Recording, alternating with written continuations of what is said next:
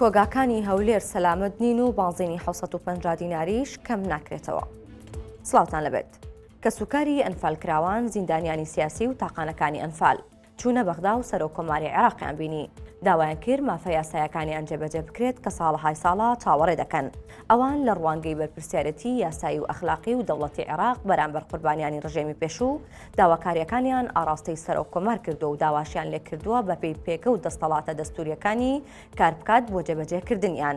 یەکێک لە داواکاریەکانیان قەرەبووکردنەوەی کەسوکاری ئەنفالکراوان و زیان لێکەوتوانە و وەک ئەوەی بۆ دووجێل و کوێت کراوە. داواشیان کرد چی دیکە بڕیارەکانی دادگای باڵای تاوانەکانی عێراقی پشتگوێ نەخرێن وەک ئەوەی لە دادگا بۆ عەجاج کرا بۆ تەواوی ئەو جاش و مستەشارانەش بکرێت کە دەستیان لە تاوانی ئەنفالدا هەبوو و ئێستا لە ژیاندا ماون. بەرگری شارستانی هەولێر تێبینی ئەوەی کردبوو کە ئەگەر لە سوچێکی کۆگاکانی شار ئاگرێکی بچووک بکەوێتەوە ئەوە کارەساتێکی گەورە دروست دەکات. هەر بۆیە خۆڵیان لێ هەڵماڵی و هەڵمەتی پشکنینیان بۆ دەستپێکردن بۆ ئەوەی پابەندیان بکەن بە ڕێنمایەکانی سەلامەتی. هەولێر بە تەنیا کۆگایەک و دوانوسیانی لێ نییە، بەڵکو بەپێی ئامارەکانی بەرگری شارستانی تەنیا لە پشت فامیلی مۆڵ 750 دانە هەیە. شاخەوان سەعید و تەبێژی بەرگری شارستانی هەولێریش بۆ 964 دووپاتی دەکاتەوە کە زۆرینەی ئەو کۆگایانە بەهۆی زێدەڕۆیکردنیان بۆ سەرشۆستەکان مەترسی ئاگرکەوتنەوەیان دروست کردووە.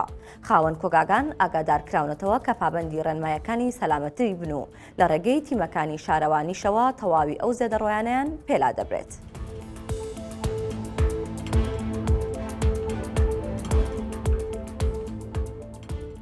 پارێزگاری سلێمانی دەڵێت هیچ بڕیارێک بۆ کەمکردنەوەی بانزینی 750 دیناری نییە و ئەوەی کە جاروبار نامێنێت پەیوەندی بە بەرهەمهێنانەوە هەیە.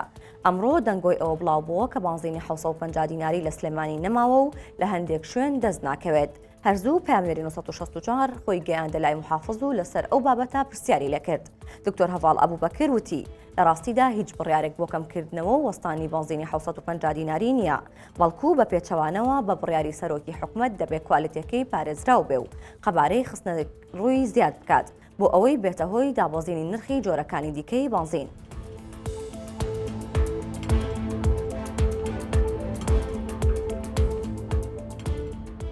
شاژن هەرو خانمە نییە لەسەر کورسێکی نزیک پاشا دانیشێت و هەرچی داوا بکات بە دڵی ئەو بێ و بۆی جێبەجێ بکرێت. ئەوە تا لە ناوەندێکی خوێندن لە هەولێر کارگوزارێک بەبێ ئەوەی پاشای هەبێت کراوەتە شاژن و تاجی خۆشەویستی لەسەر دانراوە. 964 بە دوواداچوونی بۆ دیمەنێک کرد کە لە سۆشیال میدیا بڵاو بووەتەوە. دەردەکەوێت چەند قوتابیەک ڕێز لە کارگوزاری قوتابخانەکەیان دەگرن، گوڵی پێشکەش دەکەن و تاجی لەسەر دەنێن. ئەوەش لە پای ئەو خزمەتێک بە قوتابخانەکەیان دەکات. کاروان مەحموود بەڕێوەبەری قوتابخانەی زانیاری ناحکومی بە 964 وت لای ئێمە پەروەردە پێشفێرکردنە. ئەو کارگوزارەش وەک خێزانی خۆمانە و قوتابیانیشمان وا فێر کردووە وەک ئەندامی خێزانەکەیان ڕێزی لێ بگرن.